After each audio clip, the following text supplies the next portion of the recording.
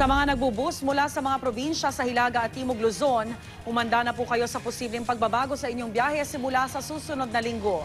Ipagbabawal na kasi sa EDSA ang provincial buses na walang permit na pumasok sa EDSA. Kaya ang mga pasahero kailangang lumipat ng masasakyan pagdating ng Metro Manila. May live report si Athena Imperial. Athena. Rhea, para raw mabawasan ang sikip ng daloy ng trapiko rito sa EDSA, ay ipagbabawal na ang mga out-of-line na provincial buses na bumabagtas dito sa EDSA.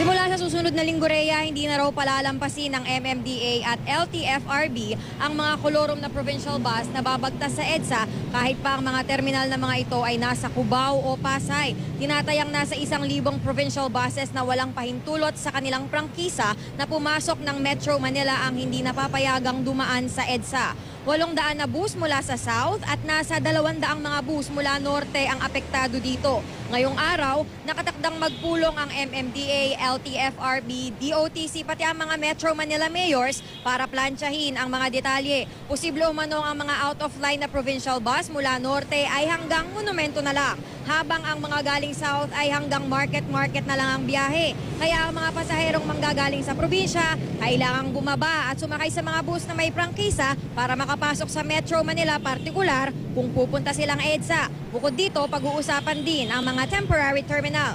Kukonsultahin naman daw ng MMDA at LTFRB ang ilang commuter groups tungkol dito para malaman din kung ano-ano ang pwedeng gawin para maibsan ang paghihirap ng mga commuter. Narito ang reaksyon ng ating mga commuters.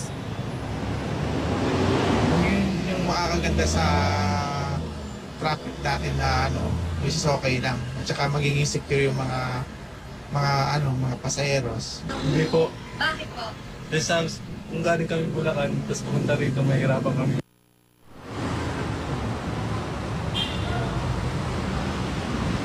Samantala, Rhea, bahagya ng mga sumisikip ang daloy ng trapiko dito sa North Avenue Station ng MRT dahil nga sa mga pampublikong sasakyan na nagbababa at nagsasakay ng mga pasahero. At yan muna ang pinakahuling balita mula rito sa Quezon City. Rhea?